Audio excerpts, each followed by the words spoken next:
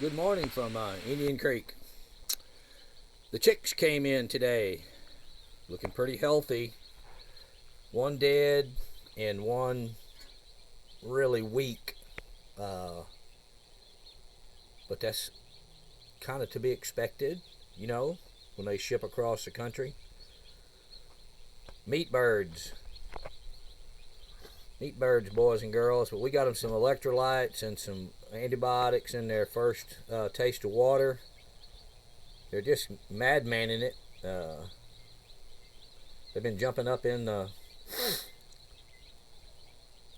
self waterer or in the pan waterer underneath the faucet. But they're in their home. Let's hope that one little old bugger makes it. Got it to drinking some of the electrolyte, water and antibiotic water. Hopefully that's all his problem is. But the one is dead in the box, and we'll clean that box out a little bit later this evening. We'll set our coon trap over here. Coon, possum, fox, mink, whatever wants to come by here, we're gonna give them a run for their money. Anyhow, let's close them up. We got 2 latches on here, so the coon can't get but one at a time, maybe. We've zip tied this bugger up really well. I don't think there's any more holes in here. They were slipping, the coons were slipping in between the wires. I've hopefully got the outside around it all sealed up. We got wire down, blocks, boards, you name it. Hopefully we're cleaned up. We can't let no more critters in there to eat my chickens. They got them all the last time. And they're like ducks in that water.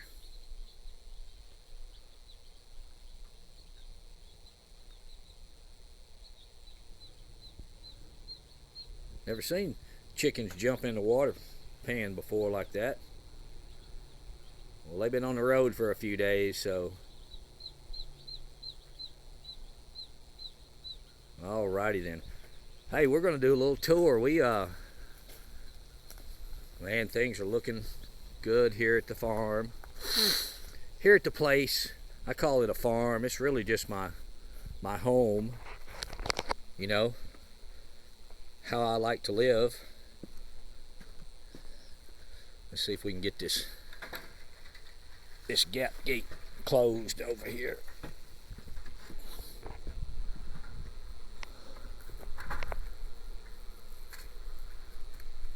Yeah, we got that around there. Yep. It's good and sealed up. Dog can't nose itself underneath that part of the fence for that inside board. We got lap board around the whole place. We got rain coming today. And we've pretty much got our garden planted except for a couple of more, rows of green beans. We've got some trellising to build for our tomatoes. Y'all can see the garden here. We're going to slip off in there. I don't know. We don't have to go up in there. Y'all going to get a good view of it. We'll tell y'all what's going on. So we got some bush tomatoes and we got some climbing tomatoes. So determinate and indeterminate. The first row on the right is determinate. Those are celebrities, so they'll just grow up into a bush, about 3 feet tall and make tomatoes. So there's 32, I think 33 in that row. I've still got 6 more better boys to plant. That second row there is better boys. They're indeterminate, so they'll grow long time. They'll just grow 6, 8, 10, 12 feet. I'm going to build a trellis across the top of it with some cable and 2 great big old posts on both ends, and then bring rope string down from the top of the cable to the plant and let the plant climb up that. And this third row here, us green beans, second planting. We're going to put another one in right beside it. We might do that today, but we can't tell just yet what we're going to get done. Rain may beat us to it. This row right here in front of us is white scallop squash. Looking pretty good. This next row is butternut squash. We're going to let it climb or crawl all the way over here to the potato boxes. And the potatoes have turned on. Yeah, I got it going on in the potato boxes this year. It's my first time planting this method. I normally don't grow potatoes because my soil is a little bit thick. It's got a heavy clay content, but I have been putting lots and lots and lots of, woody matter in this thing for years and years and years. So there's the first row of green beans I planted. And they took a little bit of a freeze damage, so they're inconsistent. But most of them that froze, those first primordial leaves that come out, they lived. A few of them didn't, but a lot of them lived. They're just having a harder time getting going. Next row here, this is, I can't remember if I planted this side or the next side, but both of these two rows, these next two rows are zucchini, just regular, green zucchini, and the next row is this row is going to be yellow squash. And then this next row over here, down there where you see my rake, that's half of it is cucumbers, I think straight 8s, and the other half are cantaloupe. And all those white flowery plants down there that you see, that's cilantro going to seed. So it'll be, we could just call it coriander, I guess we could say. We got the place mowed this morning, trying to get out in front of the rain. It'd been a few weeks. Yeah, the most of the cilantro is covered in bees, so I've got some native bees around here that are coming in. There's a couple of honeybees right down there, and some little baby solitary wasps, all kinds of critters here. No spray, so we should be good. We got a pretty good little old peach crop coming on. If I get to eat some, I'll be happy. Usually the critters get it. Here's the edge of the lake. Let's go over here and look at a little bit more, some more crops. We planted directly in our wood chip pile, which has been composting for 2 years, and it was leaf limb chip come from the highway right-of-way cleanup crews. Every time I can find them, I have them let them dump in here on this big chip pile. I need to push it up and turn it and dig out some of the, looks like we got deer eating on the potatoes right there. 3 of them cut through here the other morning as I was getting ready for going into town.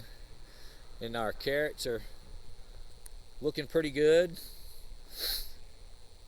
This soil is not as rich as it should be. I didn't put any fertilizer in it. This soil is all silt, sand and silt come out of the lake. And I piled it up here in this pile. But yeah, there's a couple of thousand carrots here, at least. I probably got a few hundred beets over here in these next 2 rows. But we got a lot of other stuff. We planted a little, let's see what we planted. We planted some sage to help with these. We only planted a couple of plants, but that little old sage plant's looking pretty nice. It's going to do all right. We've got another one over here that's a little bit weaker, but we'll see. Mother Nature's fixing to drop some beautifully good rain, which will be rich in nitrogen. Oh, there's the winter greenhouse for mushroom growing. There's the old boat ramp, the lake down there, the old S10 that needs a little work. I don't need two trucks, so. But we are not seeing any figs this year so far. We actually did see one fig, but you know, these figs all have taken 2 heavy duty freezes in the last 4 years, way beyond most of the times, you know, past that stuff.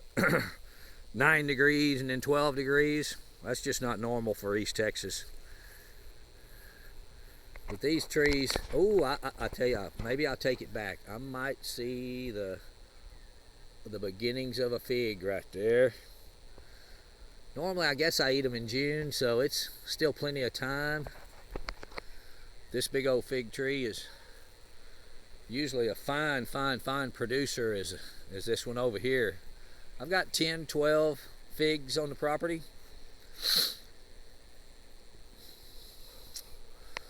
Grapevines have the golden scuppernalms.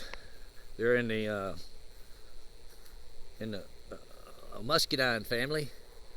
They've leafed out really well. Now I've got some muscadines down by the lake, down by the garden, around the peach trees. They've got a lot of grapes on them. These guys are way behind those natives. But these grapevines, they don't produce big because I don't cut them like you would if you were in production. These are nature and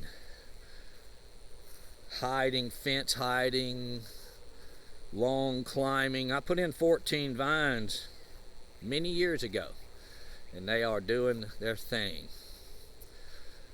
We might even cover this grape arbor down here this year.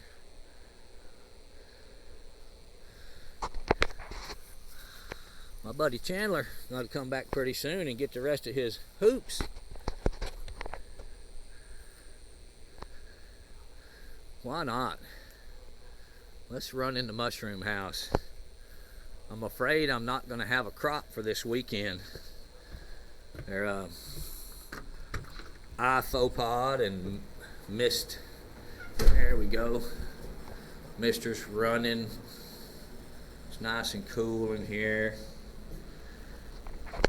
Yeah, it's not going to happen. I've only got like one bag that's busted out and going to be fruiting before the weekend. We do have a little bit of lion's mane, but not enough. There's some stuff that's going to get dried. I have got to pull. This whole set of bags has to come out today, tomorrow, so we can start redoing other. Yeah, we got a little secondary flushing coming on right like this, but it's not enough to go to market. Yeah, I got to notify my guys that I won't have anything and I won't be coming this weekend. But this right down here is the first of the chestnut have been cut. Yes, they have. These are the second 3 that got cut that later on, so I'll keep stacking 3s every 4 or 5 days. AC's on, it's nice and cool in here. Mister's kicking butt, and mushrooms are growing, just not fast enough for this weekend. Wow. Yeah, we got the whole place mowed off. It's looking pretty good. It's starting to give me the springtime feel that I like. Gardens growing, green shit going everywhere. Man, I've got just tons of zinnias coming up in my two dirt piles up here and along over there by the car with that one Hanafuyu. It's a pear tree. It's an Asian pear. I'll have to think of it in a minute.